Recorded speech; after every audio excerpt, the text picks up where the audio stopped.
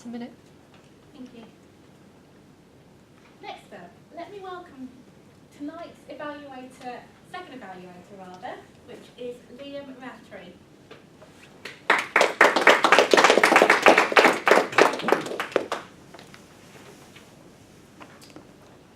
Tonight I am evaluating Chris Warford, who is doing his 10th and final speech from the Competent Communicators Manual.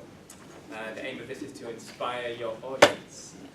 The objectives for this speech are to inspire the audience by appealing to noble motives and challenging the audience to achieve a higher level of beliefs or achievement, and also to appeal to the audience's needs and emotions using stories, anecdotes and quotes to add drama, and also to avoid using notes. So, a man who needs no further introduction, the club's El Presidente. Please welcome the speech entitled Family First, Chris Warford.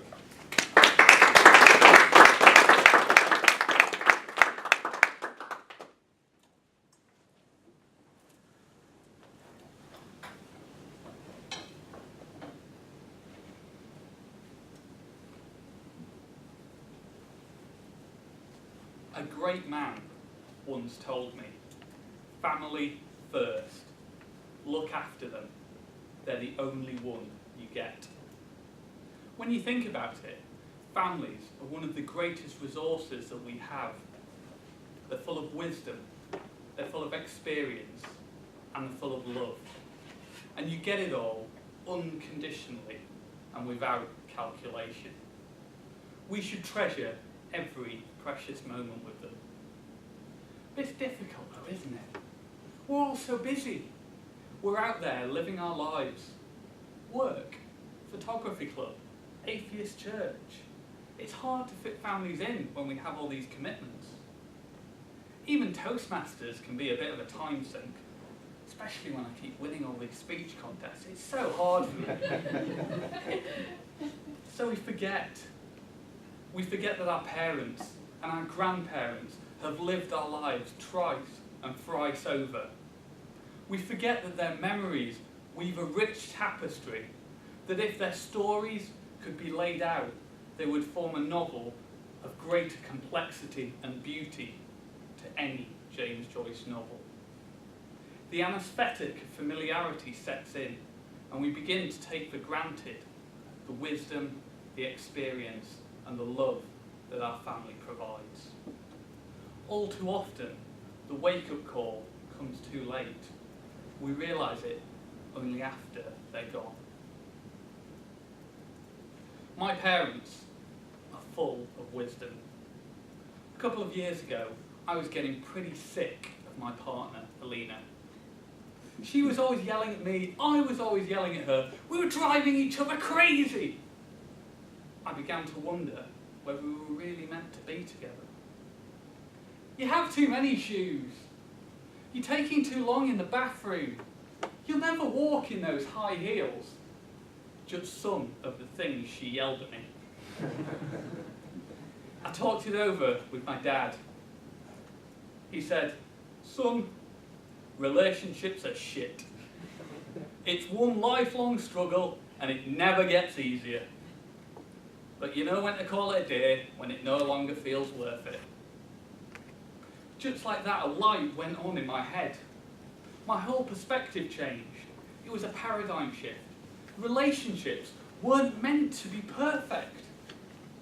It was the fact that after screaming at each other for an hour, it was still completely worth it that makes our relationship so special.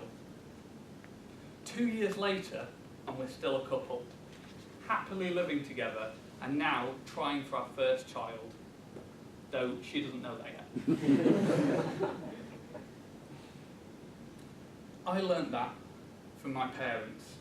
What greater wisdom could I ask for? My grandparents are full of experience. They can always see the bright side, even when it's not quite as sunny as a day like today. Many people, when they talk about World War II, are very negative. They talk about all the death, the violence, the shooting, the killing, but not my grandparents. They loved it. My gran was evacuated to the countryside.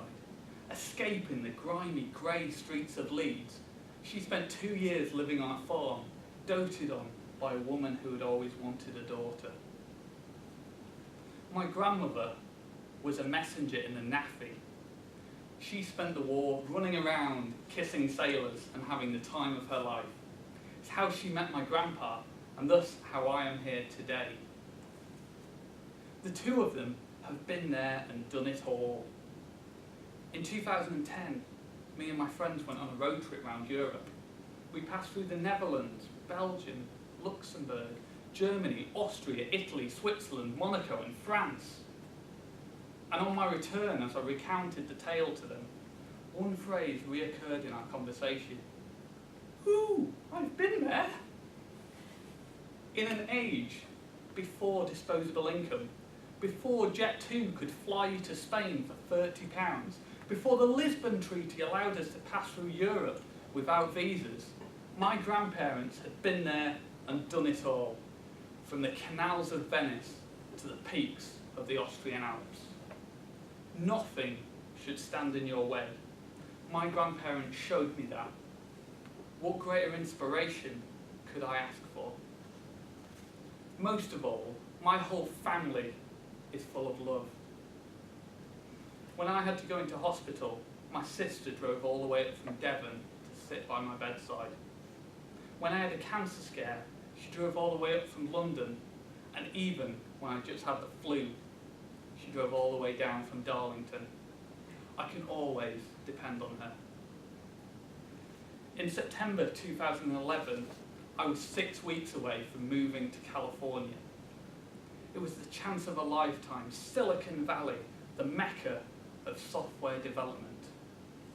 I was to be travelling there in style, but the 15-inch video screen and 4-course meal that my business class seat provided did little to calm the butterflies in my stomach. At 2:30 in the morning, I was ripped from my sleep by a pain across my chest, a room that span like a merry-go-round, and a pool of cold sweat. It was the worst anxiety attack I've ever suffered, and it didn't stop for 4 days. I had to spend the next week recovering at my parents', and at lunch I remarked how silly it was. I'm a 25-year-old man, and yet when I get ill, I still go running home to my parents. My mum looked me in the eyes and said, "It doesn't matter how old you get, you will always be my son."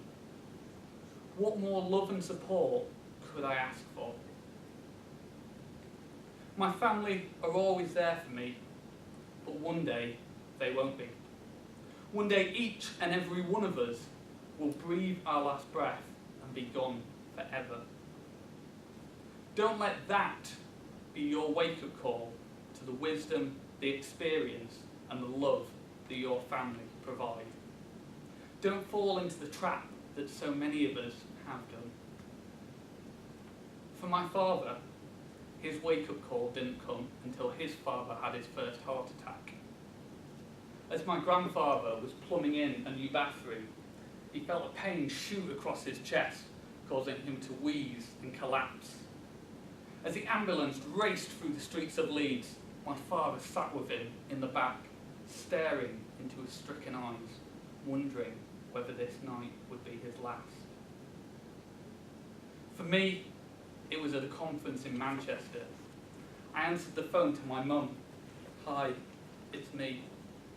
It was the same greeting that she always used, but the tone spoke 1,000 words, and I instantly knew something was wrong. "Your dad's in hospital. They think it's blood clots on his lungs." Alone in my hotel room, I didn't know what to do, and the man I turned to when I'm lost was in no condition to give me an answer. As the long, dark night stretched out ahead of me, my mind raced down it at 1,000,000 miles an hour. When was the last time I told him I loved him? Don't wait! Don't wait till you're sat in the back of that ambulance, the atheist praying for the chance to say goodbye. Don't wait till you're alone in that hotel room and you take the call that you never wanted to receive. Let this be your wake-up call to the wisdom, to the experience and the love that your family provides.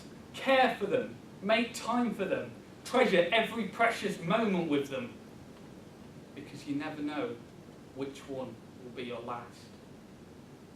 As my father once said to me, family first. Look after them, they're the only one you get. Madam Toastmaster.